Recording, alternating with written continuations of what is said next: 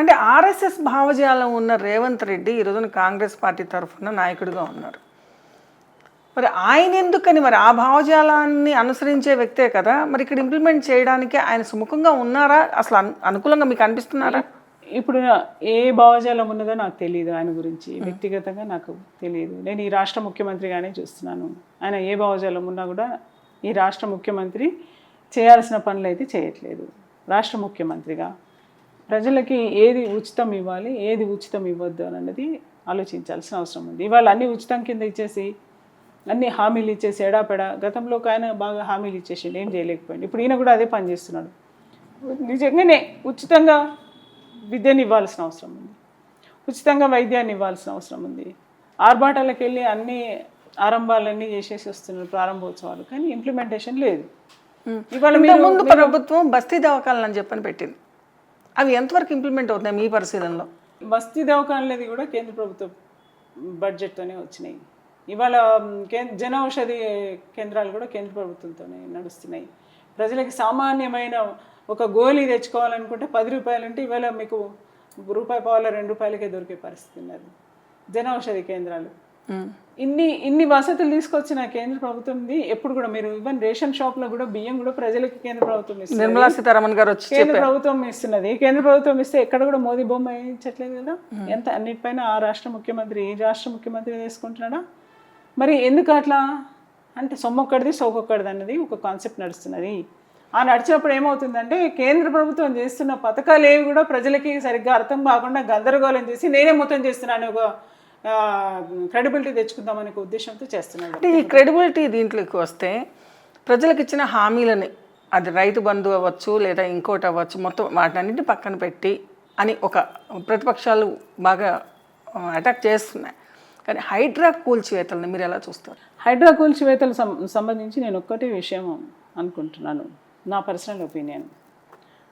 ఇప్పుడు మీరు అందరికీ ఇల్లు కట్టిస్తామని చెప్పేసి ఒక పక్కన హామీ ఇచ్చారు. కొన్ని ఏళ్ల నుంచి సెటిల్ అయిన వాళ్ళు ఒక 30 ఏళ్ల నుంచి 40 ఏళ్ల నుంచి ఇల్లు కట్టుకొని రూపాయి డబ్బు కూడగట్టుకొని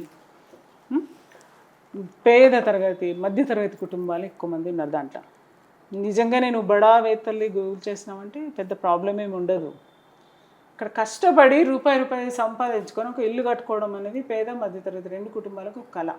అంటే మూసి ఇప్పుడు మీరు ఏదైతే చరిత్ర గురించి దాన్ని ఎవరు ముగించారు? ఇప్పుడు వాళ్ళకి తెలియదు. గతంలో ఎవరైతే గత ప్రభుత్వంలో ఉన్న వాళ్ళు కావచ్చు, అంతకుముందు ప్రభుత్వంలో ఉన్న వాళ్ళు కావచ్చు, ఎవరైనా సరే వెనుకకు ఒకసారి చూసుకున్నట్టయితే అక్కడ మూసి ఉన్నదన్న సంగతి తెలియదా? అది ప్రభుత్వ స్థలం అన్నది తెలియదా? అక్కడ కాలువలు ఉన్నాయన్న సంగతి తెలియదా? అది ఎవరి స్థలం అన్నది తెలియదా? డబుల్ రిజిస్ట్రేషన్ ఎట్లా అవుతున్నాయి తెలియకుండా ఎట్లా రిజిస్ట్రేషన్ చేస్తున్నారు తెలియకుండా, ఒక అధికారికి తెలియకుండా, ఒక కలెక్టర్కి తెలియకుండా, ఒక ఆర్డీఓకి తెలియకుండా, ఒక సిస్టమ్కి తెలియకుండా ఎట్లా రిజిస్ట్రేషన్స్ అయితే? ఇదంతా కూడా రాజకీయ నాయకులు, రాజకీయ పార్టీలు తప్పలేగా. మరి ఏ రాజకీయ పార్టీ ఆ రాజకీయ పార్టీకి ఫస్ట్ మాట్లాడాలి. ఇప్పుడు దాంట్లో మధ్యలో ప్రజలు అంతా కూడా చేపా ఎందుకనలేదు అనే కథలాగా అవుతుంది కదా గీత గారు.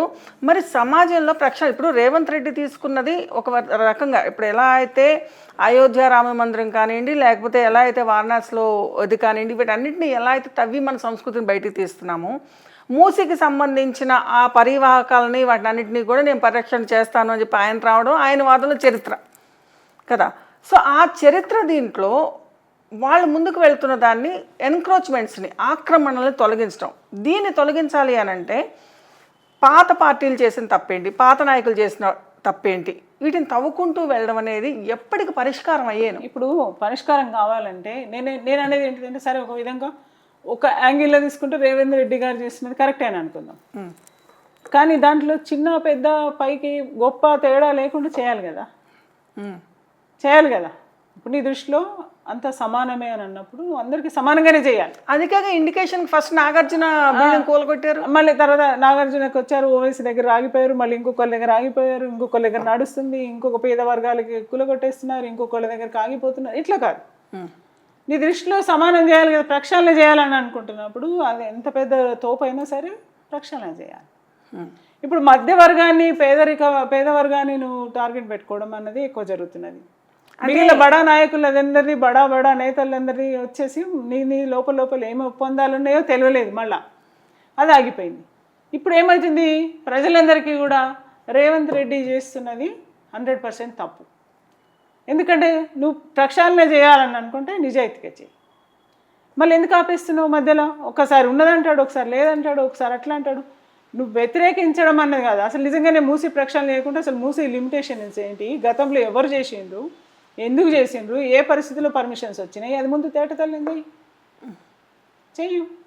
ఇవాళ అయోధ్య రామ మందిరం నిర్మాణం చేయాలంటే ఒక డైరెక్ట్ వెళ్ళి బీజేపీ వెళ్ళి కండువా కప్పి లేకుంటే ఏదో చేయాలని చేయలే కదా. దాని వెనకాల సుప్రీంకోర్టు పనిచేసింది, దాని వెనకాల అడ్వకేట్స్ పనిచేసిండ్రు, ఎంతోమంది వక్తలు పనిచేసిండ్రు, ఎంతోమంది దానికోసం త్యాగాలు చేసిన వాళ్ళు ఉన్నారు, ఎన్నో ఉద్యమాలు జరిగినాయి, అయోధ్య కోసం కొట్లాటలు జరిగినాయి, రక్తపాతాలని దాని వెనకాల దాని శిఖరం ఎక్కిన తర్వాత చంపేసిన వాళ్ళు ఉన్నారు, దానికోసం ఎక్కిన వాళ్ళని ఎన్నో రకాలుగా ఉద్యమాలు జరిగి ఊరూరు మొత్తం అయోధ్యది ఇట్లున్నది అని చెప్పిన తర్వాత కదా దాని గురించి ఎంక్వైరీ మొదలైంది. మరి నువ్వు కూడా చేయట్లా అంటున్నా నేను. నువ్వు కూడా పూర్తి స్థాయిగా తీయు. అయోధ్య కొన్ని త్రేతాయుగం నుంచి నడుస్తున్న ఇష్యూని ఇప్పుడు కలియుగంలో నడిచింది, క్లియర్ అయింది, కలియుగంలో క్లియర్ అయింది. మరి నువ్వు కూడా చేయాలి కదా అట్లా.